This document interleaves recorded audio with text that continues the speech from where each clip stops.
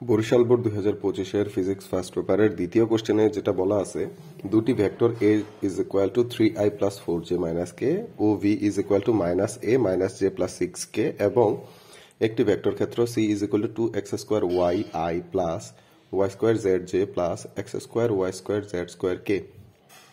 তাহলে আমাদের a v দুটা ভেক্টর এবং c একটা ভেক্টর ক্ষেত্র দেয়া আছে। সবার প্রথমে বলা আছে 3 নম্বর কোশ্চেনে এ ও ভি এর তলের লম্ব দিকে ভেক্টর নির্ণয় করো। তাহলে 3 নম্বর কোশ্চেনে যদি আমরা দেখি গতে কি বলা আছে, A is equal to 3i plus 4j minus K, B is equal to দেয়া আছে minus i minus j plus 6k। তাহলে এই যে i j k নিয়ে যে আমাদের ভেক্টর দুইটা দেয়া আছে তাদের লম্ব ভেক্টর নির্ণয় করতে হবে। তো আমরা লম্ব ভেক্টর বলতে কি জানি, স্বাভাবিকভাবে এ এবং বি এর যদি আমরা কি করি ক্রস গুণন করি, যে i j k এখানে 3 4 মাইনাস 1 মাইনাস 1 মাইনাস 1 এবং 6, এটা নিয়ে যদি আমরা একটা ক্রস গুণন করি তাহলে আমরা কি পাবো, এখানে একটা ভেক্টর রাশি পাবো। এই যে ক্রস গুণফল যে ভেক্টরটা পাচ্ছি, ওই ক্রস গুণফলের ভেক্টরকে যদি আমরা তার মান দিয়ে ভাগ করি, পরম মান দিয়ে ভাগ করি, তাহলে যে ভেক্টরটা আসবে ওই ভেক্টরটাকে আমরা কি বলতে পারি, ওইটাকে আমরা বলতে পারি লম্ব একক ভেক্টর।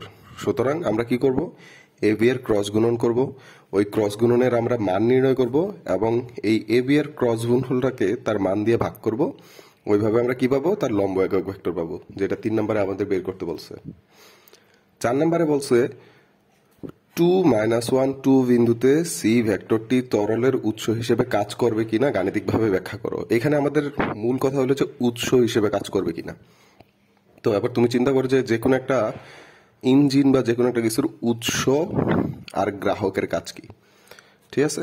তো আমরা যদি বলি উৎস কি করে, উৎস থেকে বের হয় এবং গ্রাহকে কি করে প্রবেশ করে। এখন স্বাভাবিকভাবে যে এখান থেকে বের হবে ওই জায়গায় আয়তন প্রসারিত হয়, এই কথাটা আমাদের মনে রাখতে হবে। আর যে জায়গায় প্রবেশ করে ওই জায়গায় আয়তন সংকুচিত হয়।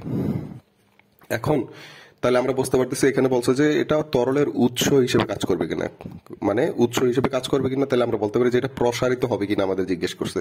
তো আমরা যদি দেখি যে সংকোচন প্রসারণ আমরা কোথায় হিসাব করি, সংকোচন প্রসারণ আমরা মূলত ডাইভারজেন্স দিয়ে হিসাব করি। তাহলে এই যে সি যে ক্ষেত্রটা দেয়া আছে ভেক্টর ক্ষেত্র, এটার আমরা কি করব, নেবলার সাথে ডাইভারজেন্স নিব। তাহলে আমরা জানি যে nabla is equal to del del x of i del del y of j এবং del del z of k. এই নেবলার সাথে সি যে ভেক্টরটা দেয়া আছে ওই ভেক্টর কত, 2x square Y I plus Y square Z J plus X square Y square Z square K. এই যে সি একটা ভেক্টর দেয়া আছে। আবার তার আমরা কি করব, ডাইভারজেন্স। এখন ডাইভারজেন্স মানে কি, আমরা লিখতে পারি নেবলা ডট সি। এই যে ডাইভারজেন্স আমরা করতেছি, এই ডাইভারজেন্সের মান হইতে পারে 0, হইতে পারে গ্রেটার দেন 0, হইতে পারে লেস দেন 0। আমরা জানি ডাইভারজেন্সের মান যদি হয় 0 তাহলে এটা সলিনয়েডাল হয়, ডাইভারজেন্সের মান যদি হয় গ্রেটার দেন 1 তাহলে এটা প্রসারিত হয়, এবং ডাইভারজেন্সের মান যদি হয় লেস দেন তাহলে এটা সংকুচিত হয়। কিন্তু আমাদের এখানে কি বলছে, এটা উৎস হিসেবে কাজ করবে কিনা, আর আমরা জানি উৎসের জন্য কি হইতে হবে, প্রসারিত হইতে হবে। সুতরাং আমরা এই নেবলা এবং সি এর মধ্যে ডাইভারজেন্স নির্ণয় করব। এই ডাইভারজেন্সের মান যদি গ্রেটার দেন 0 আসে, মানে ধনাত্মক আসে, তাহলে আমরা বলতে পারবো যে এটা প্রসারিত হয়, সুতরাং এটা তরলের উৎস হিসেবে কাজ করে। আর যদি গ্রেটার দেন না আসে, 0 অথবা লেস দেন আসে, তাহলে এটা কি হয় না, উৎস হিসেবে কাজ করে না।